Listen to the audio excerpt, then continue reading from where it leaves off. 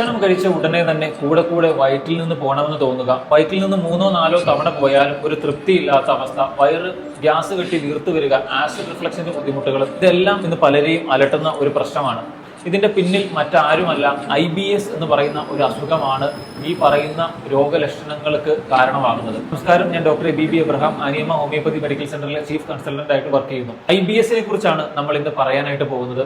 Irritable bowel syndrome അഥവാ കുടലിന്റെ ചലനത്തെ ബാധിക്കുന്ന അസുഖം അല്ലെങ്കിൽ രോഗലക്ഷണങ്ങളുടെ ഒരു കൂട്ടം അഥവാ സിൻഡ്രോം എന്ന് വിളിപ്പേരുള്ള IBS എന്ന് വിളിപ്പേരുള്ള ഈ രോഗത്തിന്റെ ലക്ഷണങ്ങൾ എന്ന് പറയുന്നത് പലപ്പോഴും വളരെ തീവ്രതയേറിയതും നമ്മുടെ ദൈനംദിന ജീവിതത്തെ ബാധിക്കുന്നതുമാണ്. പലപ്പോഴും നമ്മളൊരു സ്ഥലത്തേക്ക് യാത്ര പോകാൻ തുടങ്ങുമ്പോൾ അല്ലെങ്കിൽ ജോലിക്ക് പോകാൻ തുടങ്ങുമ്പോൾ കൂടെ വയറ്റിൽ നിന്ന് പോകണമെന്ന് തോന്നുക, അതുകൊണ്ട് തന്നെ പലപ്പോഴും പുറത്തേക്ക് യാത്ര ചെയ്യാൻ പറ്റാത്ത അവസ്ഥ, ജോലിക്ക് പോകാൻ പറ്റാത്ത അവസ്ഥ, ജോലിയിൽ ചെന്നാൽ തന്നെ ജോലി സ്ഥലത്ത് ഇതുപോലെ കൂടെ വയറ്റിൽ നിന്ന് പോകേണ്ടി വരുമോ എന്നുള്ള ആശങ്ക ഭരിച്ചിട്ട് ജോലിയിലും പഠനത്തിലും മറ്റ് പല കാര്യങ്ങളിലും കൃത്യമായിട്ട് ഫോക്കസ് ചെയ്യാൻ പറ്റാത്ത അവസ്ഥയിലൂടെ കടന്നു പോകുന്ന പലരും നമുക്ക് ചുറ്റും ഇന്നുണ്ട്. ഇങ്ങനെയുള്ള രോഗലക്ഷണങ്ങളുമായിട്ട് ഒരു ഡോക്ടറിനെ സമീപിക്കുമ്പോൾ ഡോക്ടർ ആവശ്യമായ ടെസ്റ്റുകൾ കാര്യങ്ങളൊക്കെ കുറിച്ച് തന്ന് രോഗനിർണയം നടത്തുവാൻ വേണ്ടി എൻഡോസ്കോപ്പി, കൊളനോസ്കോപ്പി, മറ്റ് ബ്ലഡ് ടെസ്റ്റുകളൊക്കെ ചെയ്യുമ്പോൾ അതിലൊന്നും കാര്യമായ ഒരു ബുദ്ധിമുട്ടില്ല എന്ന് കേട്ട് ഇത് IBS ആണ്, ഇറിറ്റബിൾ ബൗവൽ സിൻഡ്രോം എന്ന് പറയുന്ന ഒരു രോഗമാണ് എന്ന് ഡോക്ടർമാർ അതിനെ രോഗനിർണയം നടത്താറുണ്ട് അഥവാ ഡയഗ്നോസ് ചെയ്യാറുണ്ട്. പക്ഷെ ഇങ്ങനെയുള്ള IBSന്റെ ബുദ്ധിമുട്ടുകൾ ഡോക്ടർമാർ തരുന്ന മരുന്ന് കൊണ്ടും പൂർണ്ണമായിട്ട് ഭേദമാകാതെ വരുമ്പോൾ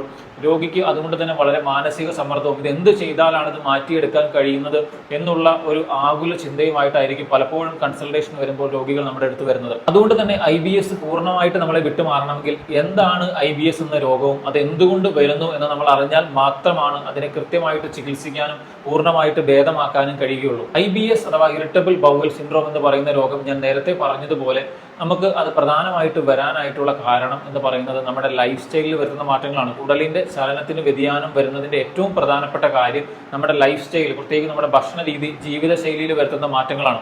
അത് 1-2 ദിവസം കൊണ്ട് വരുന്നതല്ല, കാലങ്ങളായിട്ട് നമ്മുടെ ഭക്ഷണ രീതിയിലും ജീവിതശൈലിയിലും വരുത്തുന്ന ക്രമക്കേടുകൾ നമ്മുടെ കുടലിന്റെ ചലനത്തെ ബാധിക്കുമ്പോഴാണ് IBS എന്ന് പറയുന്ന രോഗം ഒരു രോഗമായി നമ്മൾ ഉടലെടുക്കുന്നത്. IBS എന്ന് പറയുന്ന രോഗത്തിന്റെ പ്രധാനപ്പെട്ട ലക്ഷണങ്ങൾ നമ്മൾ അറിയാതെ പോകരുത്. ഒന്നാമതായിട്ട് കൂടെ വയറ്റിൽ നിന്ന് പോകേണ്ടി വരിക, അല്ലെങ്കിൽ കൂടെ വയറ്റിൽ നിന്ന് പോകണമെന്ന് തോന്നുക.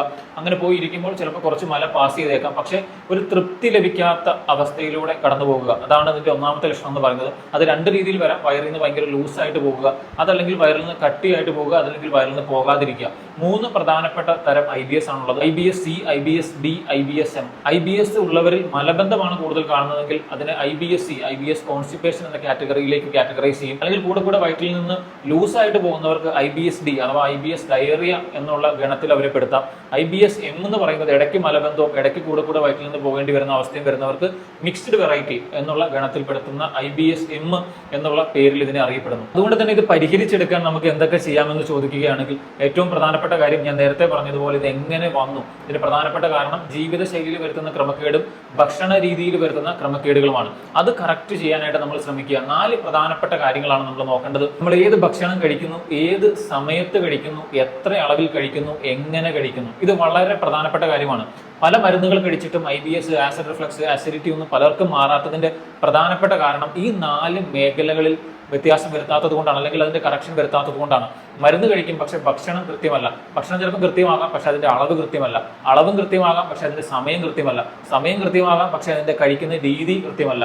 അതുകൊണ്ട് തന്നെ ഈ 4 മേഖലകളിലും ഒരുമിച്ച് കറക്ഷൻ വരുത്തിയാൽ മാത്രമാണ് IBS നമുക്ക് പൂർണ്ണമായിട്ട് ഭേദമാക്കി എടുക്കാൻ കഴിയുകയുള്ളൂ. അതിൽ പ്രധാനപ്പെട്ട കാര്യമാണ് രാത്രിയിൽ ഭക്ഷണം കഴിക്കുന്ന സമയം. അതുകൊണ്ട് തന്നെ രാത്രിയിൽ ഭക്ഷണം വളരെ നേരത്തെ കഴിക്കുക. രാത്രിയിലെ ഭക്ഷണം ഒരു 8 മണിക്ക് മുമ്പെങ്കിലും മിനിമം കഴിക്കുന്നുണ്ടെന്ന് ഉറപ്പ് വരുത്തുക. അതാണ് ഇത് പരിഹരിക്കാൻ നമുക്ക് ചെയ്യാവുന്ന ഒന്നാമത്തെ കാര്യം. രണ്ടാമത്തെ കാര്യം എന്ന് പറയുന്നത് നമ്മൾ കഴിക്കുന്ന ഭക്ഷണം എന്താണെന്നുള്ളതാണ്. കടല, പരിപ്പ്, കിഴങ്ങ്, പയർ, ഉരുളക്കിഴങ്ങ്, ഇങ്ങനെയുള്ള കിഴങ്ങ് വർഗ്ഗങ്ങളും കടല വർഗ്ഗങ്ങളും പയർ വർഗ്ഗങ്ങളും അമിതമായി കഴിച്ചാൽ നമ്മുടെ വയറിൽ അമിതമായിട്ട് ഗ്യാസ് ഉണ്ടാക്കുകയും ഗട്ടിന് അത് ഇറിറ്റേഷൻ ഉണ്ടാക്കുകയും നമുക്കിതുപോലെ കുടലിന്റെ ചലനത്തിന് അത് വേരിയേഷൻ വരുത്തി IBS പോലുള്ള ബുദ്ധിമുട്ടുകൾ ഉണ്ടാവാം.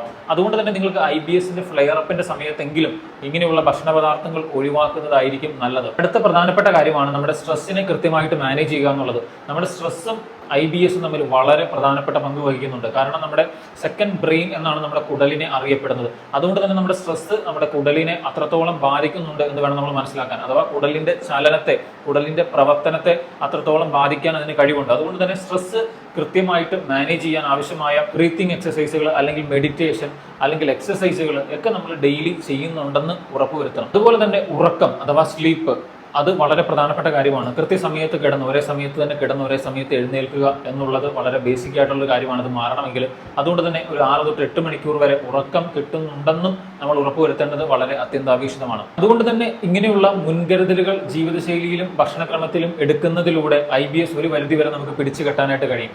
എങ്കിൽ പോലും നിങ്ങൾക്ക് ദഹന പ്രശ്നങ്ങളുണ്ട്, പക്ഷെ അതിന്റെ ഒപ്പം ഞാൻ ഈ പറയാൻ പോകുന്ന ലക്ഷണങ്ങൾ കാണുന്നുണ്ടെങ്കിൽ അത് ഒരിക്കലും അവഗണിക്കാതെ കൃത്യമായ രോഗനിർണയത്തിനും ആവശ്യമായ ചികിത്സയ്ക്കും വേണ്ടി ഒരു ഡോക്ടറെ സമീപിക്കാനായിട്ട് ശ്രമിക്കുക. ലക്ഷണങ്ങൾ മറ്റൊന്നുമല്ല, നമുക്കുണ്ടാകുന്ന വയറിളക്കം, വയറിന്റെ ബുദ്ധിമുട്ട് രാത്രിയിൽ കൂടുകയാണെങ്കിൽ, പലപ്പോഴും IBSന്റെ കൂടെ വയറ്റിൽ നിന്ന് പോകുന്ന ബുദ്ധിമുട്ടുകളൊക്കെ രാവിലെ അല്ലെങ്കിൽ പകൽ സമയങ്ങളിലായിരിക്കും കൂടുന്നത്. പക്ഷെ അത് രാത്രിയിൽ കൂടുന്നതായിട്ട് കാണുകയാണെങ്കിൽ തീർച്ചയായിട്ടും അത് മറ്റനുബന്ധ ബുദ്ധിമുട്ടുകൾ കൊണ്ടാണോ എന്നറിയാൻ നമ്മളൊരു ഡോക്ടറെ സമീപിക്കുന്നത് നല്ലതായിരിക്കും. അത് മാത്രമല്ല, വയറ്റിൽ നിന്ന് മലം പാസ് ചെയ്യുമ്പോൾ അതിന്റെ ഒപ്പം തന്നെ ബ്ലഡ്, രക്തത്തിന്റെ അംശം കാണുക, അങ്ങനെ ഉണ്ടെങ്കിലും നമ്മൾ ഒരു ചികിത്സ അല്ലെങ്കിൽ ഒരു രോഗനിർണയത്തിന് വിധേയമാകുന്നത് നല്ലതായിരിക്കും. മാത്രമല്ല, ശരീരഭാരം വേഗത്തിൽ കുറഞ്ഞു വരിക, പ്രത്യേകിച്ച് കാരണമൊന്നുമില്ലാതെ 5, 6, 7, 8 കിലോ ഒക്കെ വേഗത്തിൽ കുറഞ്ഞു വരുന്നത് കാണുന്നുണ്ടെങ്കിലും അത് മറ്റു പല കാരണങ്ങൾ കൊണ്ടാണോ എന്ന് അറിയാൻ നമ്മളൊരു ഡോക്ടറെ സമീപിക്കുന്നത് വളരെ നല്ലതായിരിക്കും. അത് മാത്രമല്ല, ബ്ലഡിൽ നമ്മുടെ ഹീമോഗ്ലോബിന്റെയും അയണിന്റെയും അളവ് കുറഞ്ഞു വന്ന് വിളർച്ചയുണ്ടാകുന്നുണ്ടെങ്കിലും അതും